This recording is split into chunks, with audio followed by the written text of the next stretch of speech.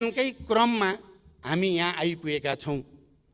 यहाँ अस्ति सम्माननीय प्रधानमन्त्रीले रोस्टमबाट बोल्दै गर्दा यो विषय कुनै पार्टी विशेषको मात्रै विषय होइन, कुनै नेता विशेषको मात्रै विषय होइन, यहाँ सदनमा भएका सबै राजनीतिक दलहरूको विषय हो र त्यतिको मात्रै पनि होइन, यो आम नेपाली जनताको पनि विषय हो। त्यसकारण यसमा कसैले जस लिने या अपजस दिने भन्दा पनि यो ऐतिहासिक महाअभियानलाई सफल पार्ने लामो समयदेखि नेपाली जनताले गर्दै आएको प्रयत्नको केन्द्रीकृत अभिव्यक्तिको रूपमा, किनकि लामो समयदेखि यो सङ्घर्ष बहस चल्दै आएको थियो र त्यो बहसको एउटा केन्द्रीकरणको रूपमा अहिले यहाँ आइपुग्दा हामी देशको गुमेको भूभाग फिर्ता लिने प्रक्रियाको एउटा नयाँ चरणमा हामी आइपुगेका हौँ।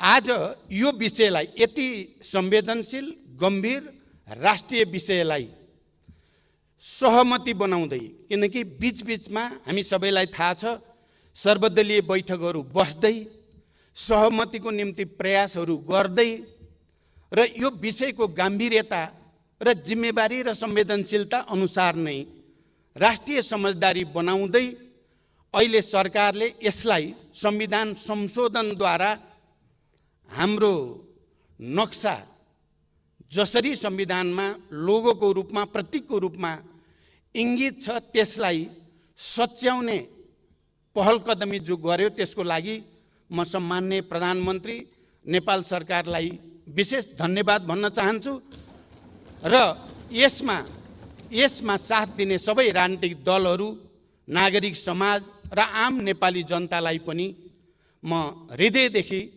आभार प्रकट गर्न चाहन्छु, बधाई भन्न चाहन्छु र धन्यवाद भन्न चाहन्छु। किनकि यो हामी सबैको सामूहिक विवेकको प्रतिफल हो।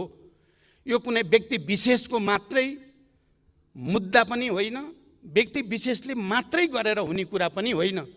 मैले केही समय पहिले मात्रै यो विषय, खास गरी नेपालको नक्सासँग सम्बन्धित विषय सदनमा सरकारले दर्ता गरिसकेपछि, संशोधन प्रस्ताव दर्ता गरिसकेपछि मैले प्रधानमन्त्रीजीलाई विशेष सुझाव दिन आवश्यक ठाने र म बालुवाटार गएको थिएँ। म प्रधानमन्त्रीलाई यही भन्न कि यो विषय धेरै गम्भीर छ, संवेदनशील पनि छ, राष्ट्रिय महत्त्वको छ, दूरगामी छ। त्यसकारण देशका सबै राष्ट्रिय राजनीतिक दलहरूको बीचमा गम्भीर अन्तर्क्रिया, संवाद, छलफल जरुरी छ र एउटा राष्ट्रिय सहमति बनाएर मात्रै यस्ता मुद्दाहरूलाई एउटा टुङ्गोमा पुर्याउन उचित हुन्छ भन्ने सुझाव दिन म गएको थिएँ। प्रधानमन्त्रीजी पनि सर्वदलीय बैठक बसाउने निर्णयमा मनमनमा पुग्नु भएको रहेछ र मलाई भन्नुभयो सर्वदलीय बैठक बस्नु पर्यो, तपाईँसँग सल्लाह गर्न खोजेको भन्नुभयो। यो त बडो टेलिप्याथी भए जस्तो भयो। म त्यही सुझाव तपाईँलाई राख्न आएको, तपाईँले पनि सर्वदलीय बैठक भन्नुभयो, यो त बडो गजबको चाहिँ कोइन्सिडेन्स जस्तो, संयोग जस्तो पनि भयो भनेर मैले भने। र त्यो सर्वदलीय बैठकमा मैले एउटा कुरा के भनेको थिएँ भने राष्ट्रिय स्वाधीनताको सुदृढीकरणका सम्बन्धमा, भौगोलिक अखण्डताको रक्षाका सन्दर्भमा नेपालले खास गरी 2046 सालको ऐतिहासिक जनआन्दोलनपछि पञ्चायती तानाशाहीका विरुद्ध लामो सङ्घर्ष, झन्डै 30 वर्ष लामो सशस्त्र शान्तिपूर्ण धेरै खाले सङ्घर्ष र बलिदानपछि जुन परिवर्तन आयो र परिवर्तनपछि जति सरकारहरू बने ती सबै सरकारले भारतसँग वार्ता संवाद गर्दा प्राय सबैले हिजोका असमान सन्धि सम्झौताको पुनरावलोकन, परिवर्तनका बारेमा कुरा उठाउने गरेको र 62-63 को आन्दोलनपछि जति पनि प्रधानमन्त्रीहरू बनियो, हामी सबैले, एउटा मात्र होइन सबैले नै जुनसुकै राजनीतिक दलको तर्फबाट प्रधानमन्त्री भए पनि ती सबै प्रधानमन्त्रीहरूले नेपालको भूगोलको सम्बन्धमा नेपालको सिमानाको सम्बन्धमा बडो गम्भीर ढङ्गले प्रश्नहरू उठाएको र संयुक्त वक्तव्यमा या समझदारीहरूमा भारत सरकारसँग ती विषयहरू उल्लेख हुने गरेको इतिहास बडो प्रष्टसँग देखिएको छ। मैले ती सर्वदलीय बैठकमा भन्ने पनि गरेको थिएँ, यो हामी सबैको निम्ति खुसीको कुरा हो र यो लामो कालखण्डमा 2007 सालपछिका धेरै आन्दोलनहरूको क्रममा नेपाली जनताको राष्ट्रिय चेतना, नेपाली जनताको भौगोलिक अखण्डताप्रतिको संवेदनशीलता र त्यो चेतना पनि गुणात्मक ढङ्गले नयाँ चरणमा पुगेकै छ। यो सबैको प्रतिफल नै हो कि हामी आज हाम्रो गुमेको भूमि फिर्ता लिने, त्यसको दाबी प्रस्तुत गर्ने र त्यसको निम्ति भारत सरकारसँग नयाँ सिराबाट संवाद गर्ने, वार्ता गर्ने, राजनीतिक तहमा, कूटनैतिक तहमा वार्ता र संवाद गरेर यो समस्यालाई वान्स एन्ड फर अल सधैँका निम्ति समाधान गर्ने एउटा सङ्कल्प हामीले लिएका छौँ। त्यसो भएको हुनाले पछिल्लो चरणमा जति पनि भारत सरकारसँग नेपालका सरकारहरूको प्रधानमन्त्रीहरूको वार्ताहरू भए, ती सबैमा खास गरी कालापानी क्षेत्र, त्यो लिम्पियाधुरा, लिपुलेक र कालापानी क्षेत्र र सुस्ताको क्षेत्र भूगोल, यसलाई विवादित क्षेत्र हुन् र यसलाई वार्ता र संवादको माध्यमबाट गर्नुपर्दछ भन्ने कुरामा नेपाल र भारत दुवैको सहमति बन्दै पनि आएको हो र त्यसलाई विवादित क्षेत्रको रूपमा उल्लेख गरिएको छ, स्थापित गरिएको छ। त्यहाँ भारतले पनि र नेपालले पनि कुनै विमति राखेका छैनन्। कालापानी क्षेत्र विवादमा छ भन्ने कुरा र सुस्ता पनि विवादमा छ भन्ने कुरा भारत सरकारले समेत स्वीकार गरेको तथ्य हो। मैले प्रकारान्तरले कश्मीर सम्बन्धी मुद्दाका सन्दर्भमा भारतले नयाँ नक्सा जारी गर्यो र मैले के ठान्छु भने भारत सरकारले सम्भवतः कश्मीर इस्युमा लामो समयदेखि रहेको आफ्नो आन्तरिक समस्यालाई समाधान गर्ने उपायको रूपमा सम्भवतः नयाँ नक्सा प्रकाशित गरेको थियो। उसको चाहिँ चाहना नेपाललाई जिस्क्याउनु थिएन होला। उनीहरूको चाहिँ चाहना भनेको कश्मीरसँग सम्बन्धित इस्युमा आफूले गरेको निर्णय, भारत सरकारले गरेको निर्णयलाई स्थापित गर्ने थियो होला। तर प्रकारान्तरले त्यसले हामी सबैलाई झकझक्यायो। त्यो नक्सा आफ्नो ढङ्गले भारतले प्रकाशित गर्नु नयाँ नक्सा र विवादमा छ भनेको भूमिलाई पनि भारतले आफ्नै नक्सामा समेट्नु, किनकि पटक पटक यो विषय विवादित छ भनेर भनिसकेको सन्दर्भमा या त त्यो भूगोललाई समेट्दा नेपाल सरकारसँग पनि संवाद गरेर के गर्ने भनेको भए त्यसले समस्या समाधानको एउटा नयाँ बाटो खोल्न पनि सक्थ्यो।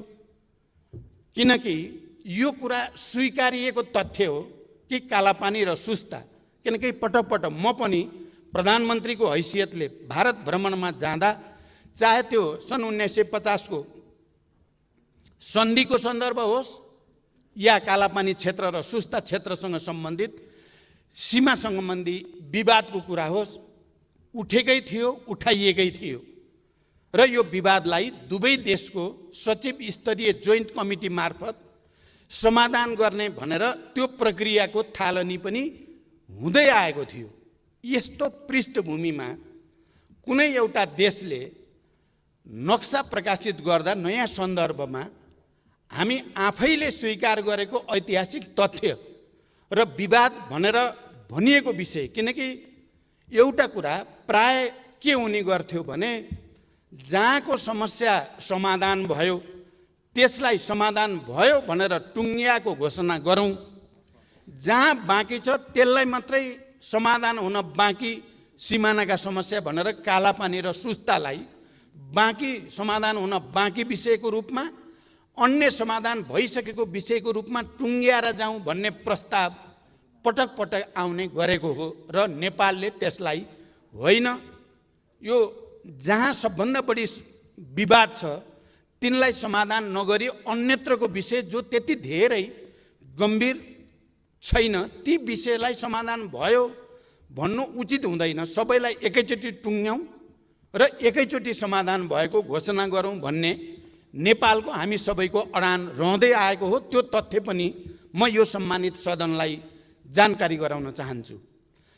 जे भए पनि भारतले त्यो नक्सा प्रकाशित गरिसकेपछि हामीहरूको अगाडि एउटा सवाल त खडा भयो, नेपालले पनि नक्सा प्रकाशित गर्ने या नगर्ने।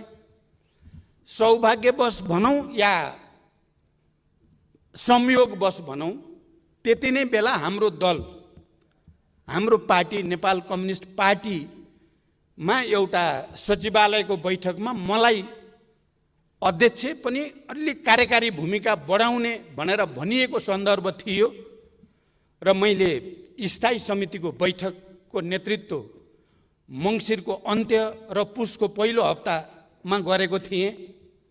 त्यो बैठकबाट र त्यसपछि माघमा दोस्रो बैठक केन्द्रीय समितिकै बैठक गरिएको थियो। त्यो बैठकबाट हामीले पार्टीको तर्फबाट हाम्रो नक्सा पनि प्रकाशित गरिनु पर्दछ। नेपालले पनि हामीले हाम्रो भूभाग जसमा हामी भित्र दुविधा छैन, नेपालीहरूको बीचमा कुनै विमति छैन, त्यो सर्वसम्मत भएको कालापानी, लिपुलेक र लिम्पियाधुरा यो भूभाग समेटेर नेपालले पनि नक्सा प्रकाशित गर्नुपर्दछ भन्ने निर्णय हामीले गर्यौं र मैले पार्टी अध्यक्षको हैसियतले अर्को अध्यक्ष र प्रधानमन्त्री सम्माननीय प्रधानमन्त्री कमरेडलाई नक्सा प्रकाशित गर्ने बारेमा पार्टीका निर्णयहरूको जानकारी पनि गराउँदै आएको थिएँ। त्यसकारण यो नक्साको कुरा अहिले मात्रै उठ्यो, अहिले मात्रै टुङ्गियो भन्ने कुरा होइन। जति बेला भारतको तर्फबाट नक्सा प्रकाशित भयो हाम्रो जिम्मेवारी र दायित्व बन्थ्यो कि हामीले पनि नक्सा प्रकाशित गरौँ। हाम्रो ऐतिहासिक भूभाग समेटिएको सुगौली सन्धिद्वारा निर्धारित सिमानालाई समेटेर हामीले नक्सा प्रकाशित गर्ने कुरामा लागिराखेका थियौँ। अहिले प्रधानमन्त्रीजीले भनिराख्नु भएको छ, हामी त्यति बेलादेखि नै यो प्रक्रियाको तयारीमा चाहिँ लागेका थियौँ र मैले सर्वदलीय बैठकमा नै भनेको थिएँ। आज म सभामुख महोदय यो सम्मानित सदनलाई पनि प्रश्न गर्न चाहन्छु कि सर्वदलीय बैठकको बेलामा पनि हामीले नक्सा प्रकाशित गर्नुको साथसाथै भारतसँग वार्ताको निम्ति, संवादको निम्ति पहल बढाएर लानुपर्ने हुन्छ। मैले प्रधानमन्त्रीजीले ड्राफ्ट गरेको डिप्लोमेटिक नोट मलाई पनि पढ्ने अवसर प्राप्त भयो। प्रधानमन्त्रीजी र मैले सँगै पनि त्यसलाई हेऱ्यौँ। त्यो बडो जिम्मेवारपूर्ण भाषामा स्ट्रङली वार्ताको निम्ति अपिल गरिएको छ र त्यो वार्ता प्रधानमन्त्री लेभलमा त राजनैतिक खालको वार्ता हुन सक्छ, तर हाम्रो जोइन्ट कमिटी लेभलमा चाहिँ फेरि गम्भीर वार्ता गरेर यो समस्या समाधान गर्नुपर्छ भनेरै लेखिएको थियो र मलाई विश्वास थियो छिटै वार्ता हुन्छ र नक्सा प्रकाशित गर्नुभन्दा अगाडि नै वार्ता भएर समस्याको समाधान भयो भने त्यो धेरै राम्रो कुरा हो। कहीँ न कहीँ त्यसका विभिन्न विकल्पहरूमाथि छलफल सुरु भयो भने पनि त्यो ऐतिहासिक कुरा नै हुन्छ भन्ने मेरो विश्वास पनि थियो। तर वार्ताको प्रक्रिया चाहिँ अगाडि बढ्न सकेन। मैले पटक पटक पठाइएका चिठीहरूको बारेमा पनि सरकारबाट जानकारी पाइरहेकै थिएँ, तर वार्ताको प्रक्रिया सुरु हुन सकेन र बरु उल्टै भारतको एकजना जिम्मेवार नेता र सरकारका जिम्मेवार मन्त्रीबाट त्यही विवादित भनिएको भूमिबाट जाने गरी बाटो निर्माणको उद्घाटन भयो। त्यो उद्घाटन पनि लकडाउनको बेलामा। त्यो वार्ताको बारेमा नेपालले प्रस्ताव अगाडि बढाइरहेकै थियो। त्यसको बारेमा सकारात्मक पहल र त्यसको निम्ति तत्परता प्रदर्शन गर्नुको सट्टा झन् उल्टै त्यही भूमि छिरेर मानसरोवरसम्म जाने बाटोको उद्घाटन गरिदिँदा हामी सबैलाई अझ बढी उद्वेलित, अझ बढी तरङ्गित र आम नेपालीहरूको राष्ट्रिय भावनालाई त्यसले अलिअलि चुनौती दिए जस्तो पनि, अलिकति उद्वेलित बनाए जस्तो पनि हामी सबैलाई महसुस भयो नै। त्यसकारण मैले सर्वदलीय बैठकमा पनि भनेको थिएँ र आज म यो सम्मानित सदनलाई पनि भन्न चाहन्छु, प्रकारान्तरले त्यो नक्सा प्रकाशित गरेर र त्यो बाटो उद्घाटन गरेर भारतले हामी नेपालीहरूलाई एकताबद्ध हुन, आफ्नो गुमेको जमिन फिर्ता लिनको लागि अगाडि बढ्न नकारात्मक रूपले जो चुनौती दियो, म त्यसको लागि ती मन्त्रीहरू भारतका र ती नेताहरूलाई धन्यवाद पनि भन्न चाहन्छु। इतिहासको जिम्मेवारी पुरा गर्नको लागि हामीलाई घचघच्याउनु भयो तपाईँहरूले। तपाईँहरूले त्यसो नगरेको भए हामी त अलि अर्कै तरिकाले समस्या समाधान गर्न चाहेका थियौँ। वार्ता संवादकै बाटोबाट नै यो समस्याको समाधान होस् भन्ने चाहेका थियौँ। तर आज हामी संविधान संशोधनको यो घडीसम्म आइपुगेका छौँ। यसको के अर्थ होइन भने र हुन हुँदैन भने हामी फेरि भारतसँग कुनै खालको दुश्मनी चाहेका छौँ त भन्दा बिल्कुल छैनौँ। हामी भारतसँग फेरि पनि यो समस्याको शान्तिपूर्ण कूटनैतिक र राजनीतिक संवादको माध्यमबाट समस्याको समाधान चाहन्छौँ। मलाई लाग्छ नेपाल सरकारले पनि र हामी कसैले पनि यो मुद्दालाई अनावश्यक प्रोभोकेसन गरेर समाधान नहुने दिशातिर लैजान चाहेका छैनौँ।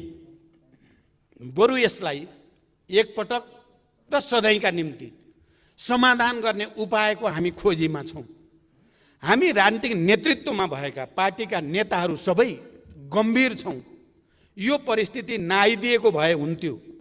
यो परिस्थिति आउनुभन्दा अगाडि नै वार्ता र संवादबाट समस्याको समाधान गर्न सक्नु पाएको भए हुन्थ्यो।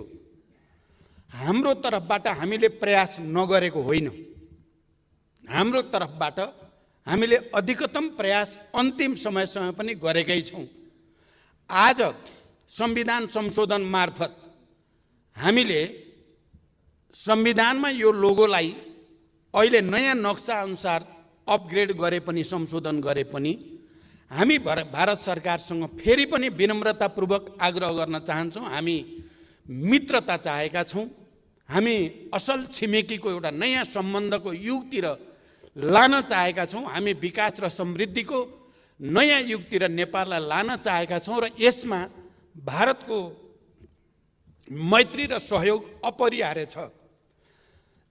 त्यसकारण म के भन्न चाहन्छु भने आज यो सम्मानित सदनबाट यो निर्णय सर्वसम्मत रूपबाट हुनु भनेको भारतसँग दूरी बढाउनु चाहिँ होइन, बरु भारतलाई यो समस्या समाधानको निम्ति अझ बढी घचघच्याउनु, उहाँहरूलाई अझ बढी प्रेरित गर्नु, उहाँहरू यो समस्याको सत्य तथ्यका आधारमा, ऐतिहासिक तथ्य तथ्याङ्क दस्तावेजका आधारमा समस्याको सदाका लागि समाधान गरेर एउटा असल मैत्रीको एउटा नयाँ चरणतिर लैजानको लागि एउटा वातावरण बनोस् भन्ने हाम्रो चाहना छ। म नेकपाको तर्फबाट यो कुरो बडो प्रष्ट भाषामा भन्न चाहन्छु। हामी हाम्रा छिमेकीहरूसँग, भारतसँग, चीनसँग एउटा सुमधुर मैत्री सम्बन्ध, सन्तुलित र हाम्रो स्वतन्त्र असंलग्न परराष्ट्र नीति अनुसारको एउटा नयाँ सम्बन्ध विकास गरेर हामी नेपाली जनताको समृद्धि र विकासको आकाङ्क्षालाई सम्बोधन गर्न चाहेका छौँ। र हामीले यहाँ आज राष्ट्रिय सहमति हो। यद्यपि हामी विचारधारात्मक रूपमा, राजनैतिक रूपमा विभिन्न पार्टीका छौँ, विभिन्न राजनीतिक दलमा छौँ, विभिन्न दर्शनका अनुयायीहरू छौँ, तर नेपालको यो राष्ट्रिय मुद्दामा हामी सबै एक छौँ। सबै दलहरू एक छौँ। हामी सबै वर्ग, जाति, क्षेत्र, लिङ्ग, समुदायका नेपाली जनता हामी एक ठाउँमा छौँ। यो सन्देश हामीले भारतलाई चाहिँ कुनै किसिमले भारतलाई अप्ठ्यारो पार्नको लागि यो एकता प्रदर्शन भएको होइन। बरु भारतले हाम्रो समस्या ठिक ढङ्गले बुझिदियोस्, नेपाली जनताको भावनालाई, नेपाली जनताको चाहनालाई भारतले राम्रोसँग विचार गरिदियोस् भन्ने एउटा सन्देश प्रवाह गर्न चाहेका छौँ। र अन्ततः हामीलाई थाहा छ समस्याको समाधान संवाद र वार्ताबाटै हुने हो। हामी यसलाई योभन्दा पर चर्काएर कसैलाई पनि फाइदा छैन भन्ने कुरामा हामी सचेत छौँ। हामी त्यस्तो कुनै दुविधामा छैनौँ, हामी त्यस्तो कुनै बचकाना आवेगमा छैनौँ कि हामी निहित राजनीतिक स्वार्थको निम्ति यस्तो राष्ट्रिय संवेदनशील र ऐतिहासिक मुद्दामा खेलबाड गर्ने नेतृत्व हामी होइन। यदि हामी त्यस्तो हुन्थ्यो भने हामीले नेपालमा यो परिवर्तन सम्भव तुल्याउन सक्ने थिएनौँ। हामीले नेपालमा शान्तिको एउटा नयाँ उदाहरण विश्व सामु प्रस्तुत गर्न सक्ने थिएनौँ।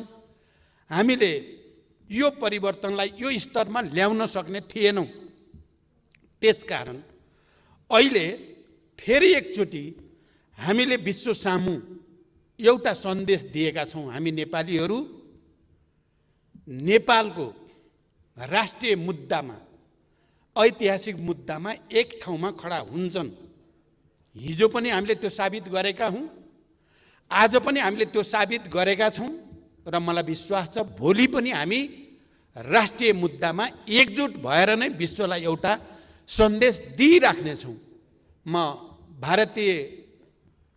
भारतको सरकार, त्यहाँका राजनीतिक नेताहरू, राजनीतिक दलहरू, त्यहाँका बुद्धिजीवी, त्यहाँका पत्रकारहरूलाई पनि नेपाली जनताको यो भावना र संवेदनशीलतालाई गम्भीरतापूर्वक लिइदिन म हार्दिक रूपले आग्रह गर्न चाहन्छु। हामी योभन्दा बढी यो विषय नतन्कियोस्, बरु यो बिन्दुबाट वार्ता संवादको एउटा नयाँ युगको सूत्रपात होस् र त्यसले हाम्रा बीचमा भएका समस्याहरूलाई स्थायी रूपले समाधान गर्ने एउटा वातावरण बनोस् भन्ने हाम्रो चाहनालाई म व्यक्त गर्न चाहन्छु। मलाई आज यति बोल्दै गर्दा विशेष गर्वको महसुस भएको छ, किनकि हामीले 12 बुँदे समझदारीदेखि शान्ति सम्झौतासम्म आउँदा जुन राजनीतिक संस्कार हामीले सूत्रपात गर्यौं त्यो र भूकम्पको बेलामा हामीले जे भन्यौं र गर्यौं, त्यो संविधान बनाउने बेलामा हामीले जे भन्यौं र गर्यौं त्यो सबै, र अहिले यो विषयमा हामीले जुन एकता प्रदर्शन गरे यो सबैले नेपाली कल्चर, नेपालको मनोविज्ञान, नेपाली भावना, नेपाली चेतनालाई अभिव्यक्त गरेको छ। मैले यो सदनमा आउँदै गर्दा बाटोमा मेरो स्टाफ साथीले भन्नुभयो, कोहीले भनेका छन् रे, लौ पार्टीहरूले त देश बचाउन सक्ने भएनन्, अब फेरि सामन्तहरू नै आउन पर्यो भनेर पनि प्लेकार्ड बोकेका छन् अरे भनेर सुनाउनु भयो मलाई। मैले त्यसो भएर आज सुरुमै भने, राजतन्त्रले गुमाएको जमिन गणतन्त्रले फिर्ता ल्याउँदैछ, खबरदार।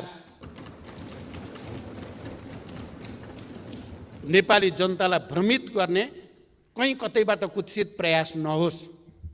आज 21औं शताब्दीमा ठुलो सङ्घर्ष र बलिदानबाट खारिएर आएको नेपाली जनता कसैको भ्रमको पछि लाग्ने छैनन्, बरु राष्ट्रिय एकताको साथ हामी यो मुद्दालाई पनि र अहिलेको कोरोना महामारी जो विश्वव्यापी रूपमा देखा परेको छ त्यसको पनि राष्ट्रिय सहमतिको साथै सामना गरेर हामीले देखाउने छौं। मलाई शान्ति सम्झौताको एउटा हस्ताक्षरकर्ताको हैसियतले 7 दलको तर्फबाट तत्कालीन प्रधानमन्त्री गिरिजाप्रसाद कोइराला र मैले यसै हलमा हस्ताक्षर गरेका थियौं। त्यो दिन पनि मैले सम्झिन चाहन्छु। र सुशील कोइराला प्रधानमन्त्री हुँदा मैले अपोजिसन लिडरको हैसियतमा यसै रोस्टमबाट उठेर म अब अपोजिसनको भूमिकामा रहन्न, तपाई अगाडि बढ्नुहोस्, यो भूकम्पको त्रासदीबाट नेपाली जनतालाई राहत दिन हामी एक छौं, एक हुनेछौं भनेर मैले यहीबाट अपिल गरेको थिएँ। आज यो राष्ट्रिय मुद्दामा पनि म त्यही एकताको निम्ति सबैसँग अपिल गर्न चाहन्छु। धमिलो पानीमा माछा मार्ने हामी कसैले पनि प्रयास नगरौँ, राष्ट्रिय मुद्दामा राष्ट्रिय गम्भीरता प्रदर्शन गरौँ भन्न चाहन्छु। कोरोनाका विरुद्धको सङ्घर्षमा पनि मैले सुरुदेखि भनेको छु, यद्यपि कतिपय बेला मेरा भनाइहरूलाई ठिक ढङ्गले बुझिएन कि भन्ने मलाई महसुस हुने गर्दछ। सबै राजनीतिक दलहरू, नागरिक समाज, पत्रकार, बुद्धिजीवी सम्मिलित प्रधानमन्त्रीको नेतृत्वमा एउटा संरचना बनाएर गइयो भने र अनि सङ्घीय सरकार, प्रादेशिक सरकार र स्थानीय सरकारको राम्रो कोअर्डिनेसनमा गयौँ भने सायद यो समस्याको हामीले ठिक ढङ्गले सामना गर्न सकिन्छ भन्न खोजेको थिएँ मैले। तर मेरो भनाइलाई सायद ठिक ढङ्गले मैले बुझाउन सकिनँ। म फेरि पनि भन्छु, आज देशको अगाडि जे जति समस्या र चुनौतीहरू छन् तिनको समाधान राष्ट्रिय सहमति बाहेक अर्को हुन सक्दैन।